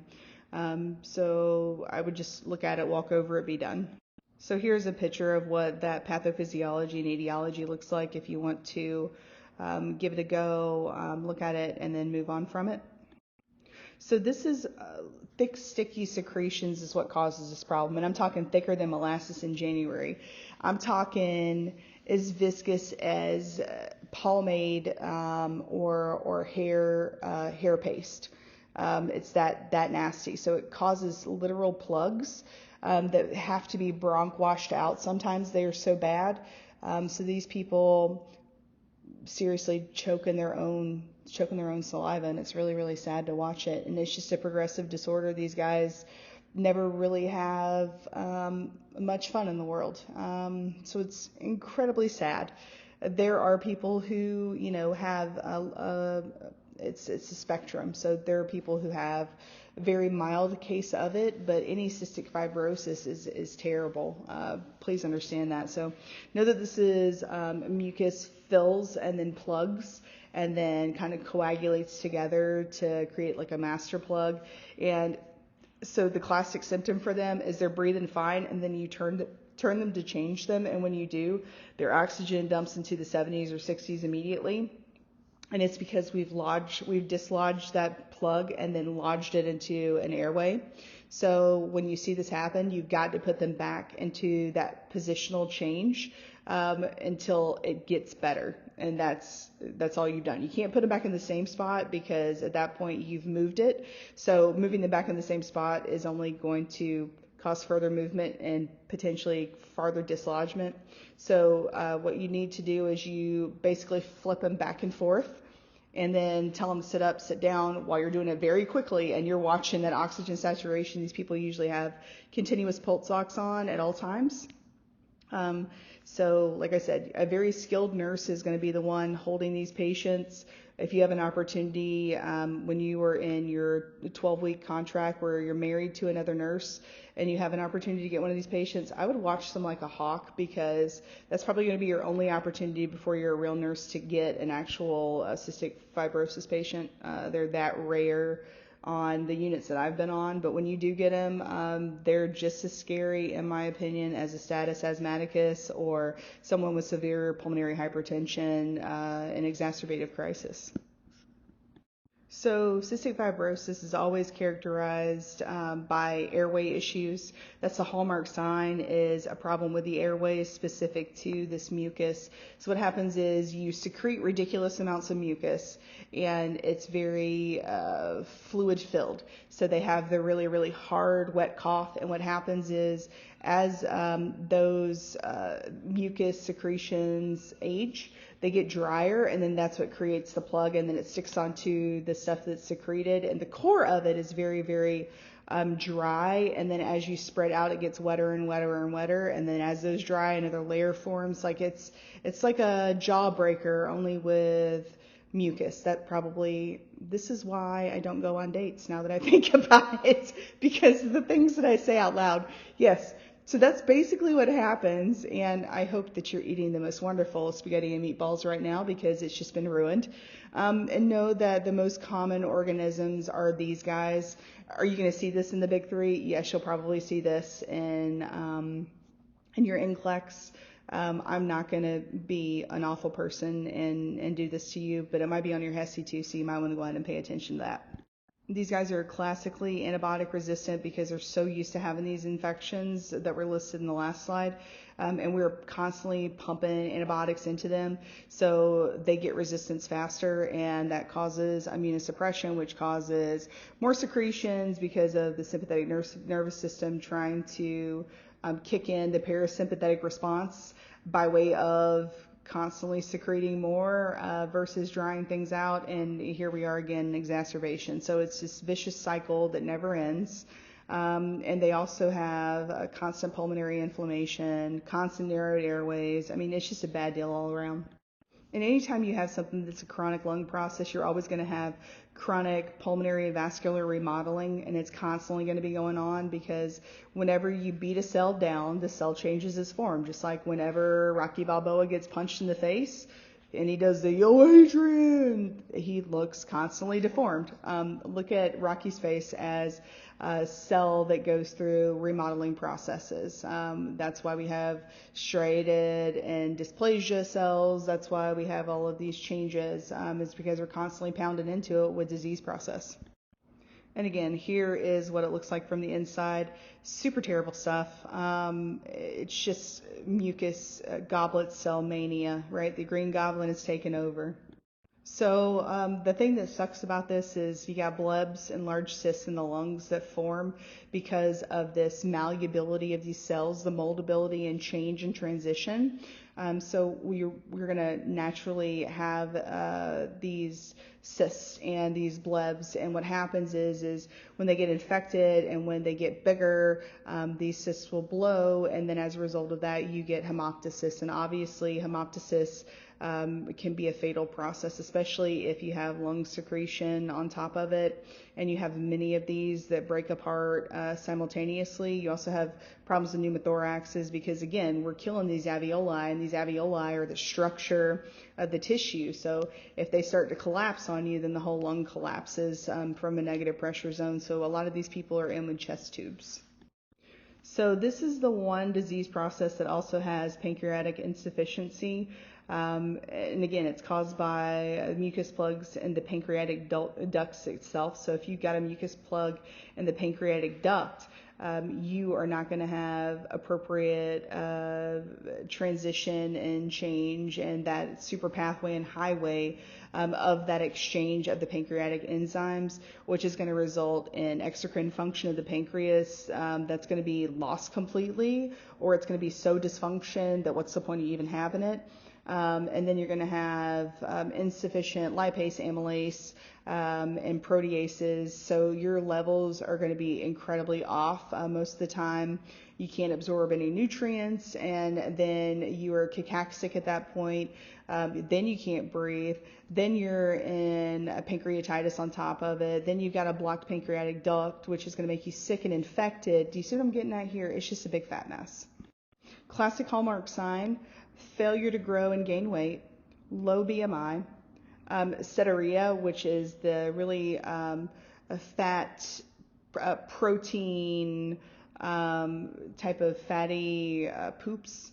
They're pretty foul smelling, and that's normal because they just can't absorb it. That villi and microvilli is just covered in pure secretion that they can't move. I mean, it just kind of, it's like, molasses in January. It's like trying to move your fingers when they're stuck with super glue. I mean, it's the same concept, just in the lungs and the rest of the body.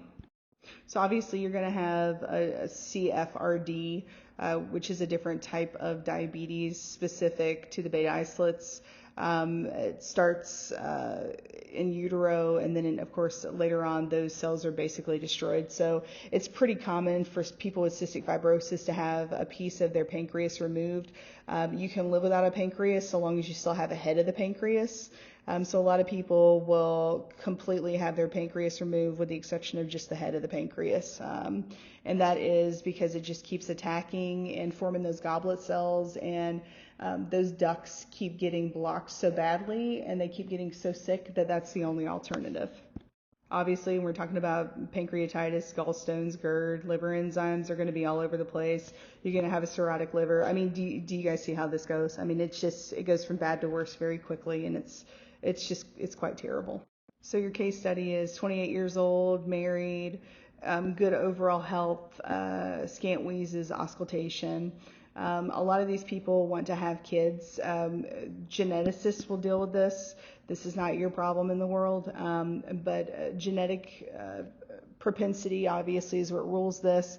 And if you have an active parent that already has this and it's autosomal recessive, we have a very high chance of this happening. So you have to educate. And you know what? If they decide that that's a thing, cool. I mean, that's their journey. Like, who are we to judge what somebody's journey looks like, good, bad, or indifferent?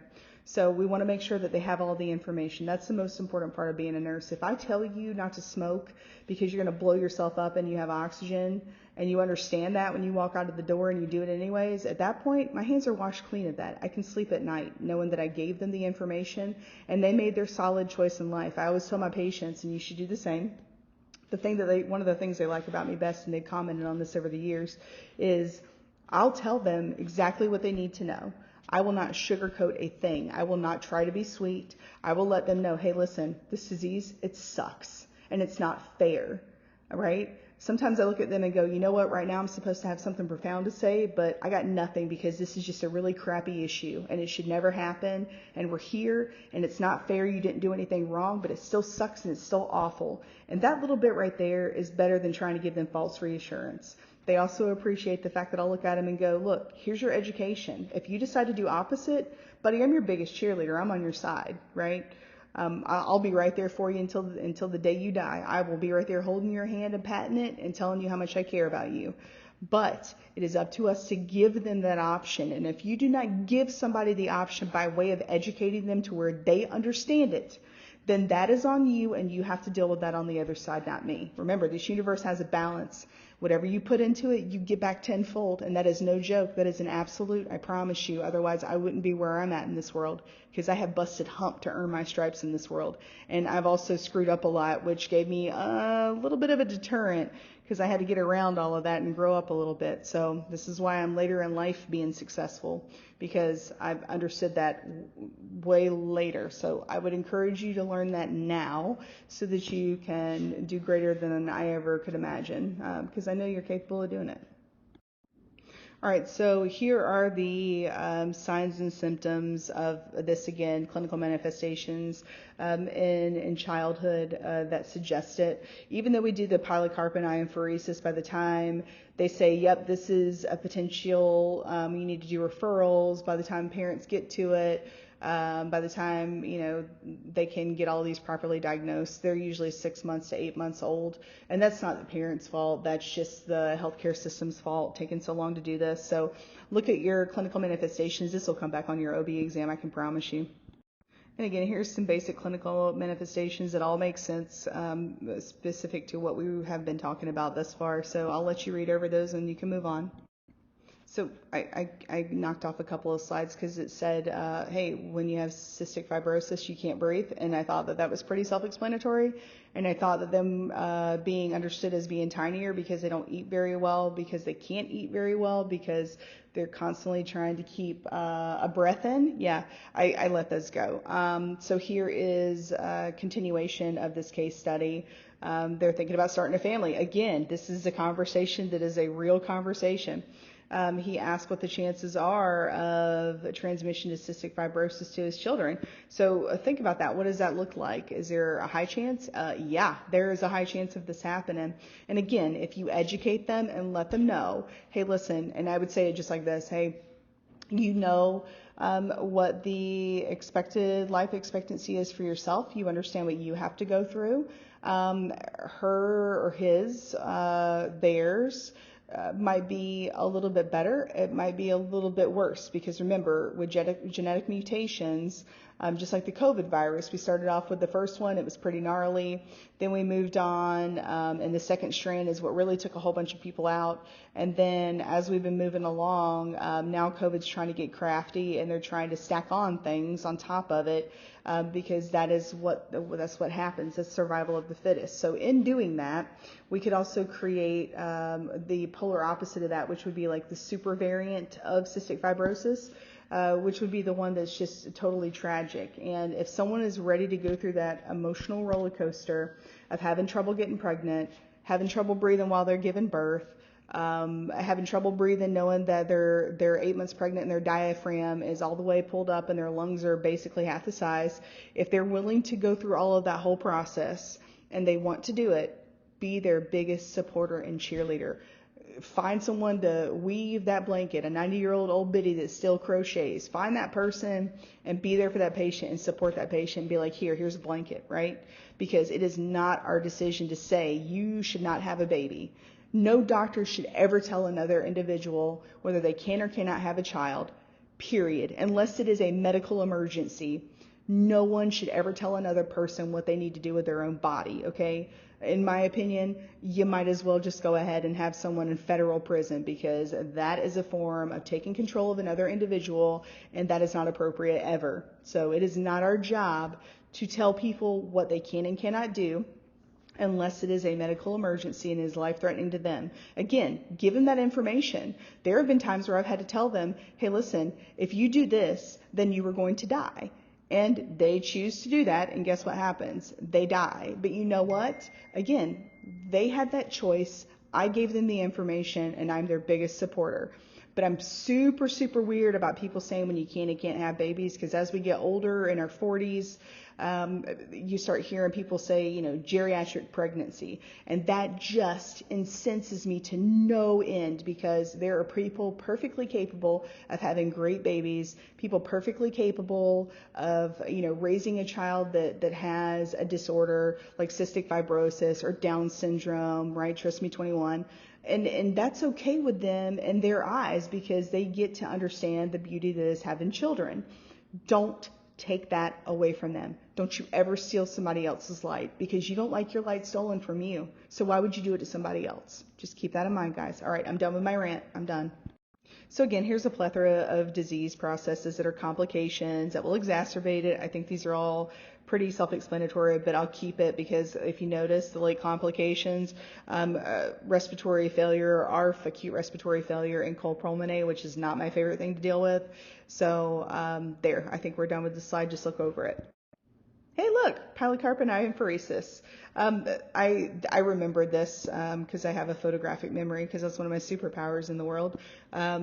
Social issues, that's my kryptonite. But this is definitely what makes me great. So pilocarpine apheresis, I remember this from 10 years ago when I was in my first year of nursing school, and I thought, what a funny name. And it kind of always stayed. That is absolutely, I promise you, absolutely, one more time, absolutely going to be on your OB exam, because every time I've ever taken an OB exam, pilocarpine apheresis is there, the gold standard. So make sure that you understand that for your other exam. I'm not going to test you for pilocarpine apheresis because I didn't have an opportunity. Otherwise, I would have, because it is used that much. So it's on the big three. I can promise you it's going to happen. So I kicked off a couple of slides that talked about support groups and talked about what kind of doctors you need. Hey, you need respiratory docs. There you go. You need geneticists. Okay, there you go. You need nurses and therapists, yada, yada. This is talking more about the specific types of treatment. So I want you to look at these, and I want you to understand what it is that we need and why we need them. And then we can move on from that. Again, here are some alternatives to help them with the airway clearance and helping them with those techniques. So I'll let you walk over this one and move along. So again, if you notice with this lung infection, early interventions with antibiotics, this is how they come up with antibiotic resistance. They will definitely need prolonged high-dose therapy. There is no may need. It is a thing. So keep that in mind and know that these guys have a problem with getting the superbugs eventually. And again, we're reiterating IV antibiotic therapy, using multiple antibiotics at this point, and worried about what the overall standpoint is going to look like if we continue on about that disease process. Of course, we talked about pneumothorax and chest tube. We talked about why that happened in a couple of slides ago. Massive amounts of hemoptysis, because remember, we're that bronchial artery and those trees that go along with it are all just popping off and breaking off, and then there's blood everywhere, and it's all happening from the inside. So if you get these guys that start coughing up even a little bit of blood, because this tissue is stretched and flipped, and it's so malleable, and it's changing, and it's becoming striated, and it's mutating, these tissues become thinner and thinner and thinner and thinner, because just like us, we get worn out with burnout, and these tissues are just over it. So make sure that you're watching out for these things, because even if they have a little bit of blood tinge sputum and you think, it's a capillary, if they got cystic fibrosis, the big one's coming. It's like the mini stroke before the big stroke. So make sure that you definitely have a respiratory, constantly informed about this. And make sure that you're listening to those lobes, specifically the right middle lobe, because that's the one that will always, always, always collapse first. 100% of the time, it's always right middle, I swear. I very rarely see a tension pneumo, which is where everything goes to the right side because the whole right side collapses in one fell swoop. Usually it's because the itty bitty tiny lobe collapses first. What are you guys doing? What is going on right now? Let's see. I'm going to look at this real quick while I'm talking. So just make sure that you are keeping a nice idea on that and a nice eye on it, and that you're keeping people informed like you're supposed to. And then you can move off of the slide. All right, this is just a slide on interprofessional care with pancreatic insufficiency. Look at these. Know that these are the things that we need to help them out with the pancreatic insufficiency and issues that are going to go along with cystic fibrosis, and then we can move on. These are some good alternatives that help you with the level of secretions, the ability to get your bowels working appropriately, et cetera, et cetera. So keep these in mind, as well as alternative methods of medical management. So I got rid of a bunch of slides that said something about genetic mutations and therapy that's with modular genetic transfers and transports, and we're not going to get into that. That's way too far advanced. And then they talked about subjective and objective data, which I felt was unnecessary to even talk about. This is important. We need to ask them what questions would we ask about their health in the past year. We want to know, how many times have you declined? How many times have you exacerbated? How many times have you been hospitalized? Same thing with the last month. Have you been eating well? Have you been sleeping well? How much have you had, how much of a problem or an increase in an issue have you had over the last 30 days? These are questions we need to know for sure. And then this is just a continuation of our case study. Looks like we're having thickened mucus. Looks like we're having increased cough and sputum. Here are the collective nursing diagnosis that you need to keep under the back of your brain for later on when you need to do your care plans. So I kicked off a couple of slides that said, we need to give them adequate airway clearance and we need to give them proper nutrition. Yeah, we know. So acute care, obviously we're going to do relief of bronchoconstriction, airway obstruction, airflow limitations, corticosteroids, oxygen therapy, basically what we do for a COPD patient, but we also have to keep secretions and the rest of the body system into consideration. So now we're going to talk about bronchiectasis. I'm going to do it one more time. Bronchiectasis. Bronchiectasis. I had to learn this one because it gets you tongue-tied pretty quick. So this is bronchiectasis. So this is a permanent abnormal dilation of the medium-sized bronchi due to inflammatory changes.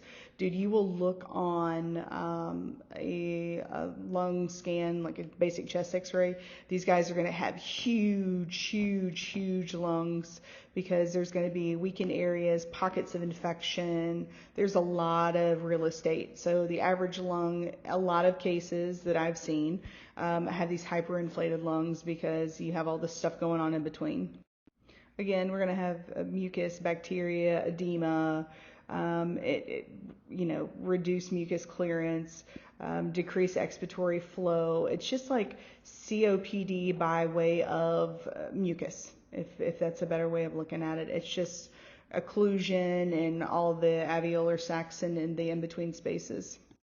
And again, we're looking, these are autoimmune, looks like in nature, cystic fibrosis, obviously, lung infections in adults. I mean, you see the gambit. All of these spell we're going to have occlusive disorders, and that's what we're dealing with in this case. Pleuritic chest pain is a big deal with these. Clubbing of the fingers over years and years and years of hypoxia, but it just being low-grade hypoxia, so it'll give that. Adventitious breath sounds as well. These are the basic clinical manifestations, and they all look very close in proximity to one another, so just keep those in mind. So I kicked out a couple of slides that said, hey, what are we going to do for therapy? I don't know, oxygenate them, get rid of the mucus by way of mist or corticosteroids with mist, like a bronchodilator, like albuterol, effective nutrition, all of the things we've been talking about this whole time. Promote drainage and removal of mucus. Make sure that you do your airway clearance techniques. Sometimes these guys need a jiggle jacket where we're doing that vibratory therapy. That's very helpful sometimes. So keep those things in mind. And again, I kicked off like 100 slides because I feel like 149 is enough. I mean, I've been working on this for 2.5 hours, and I finally got to the last slide, and that was without me doing 265 slides. So everything that I kicked off was basically subjective data that you already know, objective data that you already know, common sense stuff that was reiterated again. But I still want you to look over your original white slides just to make sure there's nothing that we're missing that's super huge on the in-between. Everything you need to know we talked about. And then let's make sure that we understand that with acute care and hemoptysis, that's a big deal. Make sure you elevate the head of the bed so that they don't choke on it, and monitor your vital signs, hydrate, rest, make sure you get your nutrients, and lung transplant at the end of the day if nothing else goes right. So that is the end of this lecture. I'm going to go ahead and post it and then move on to the next one.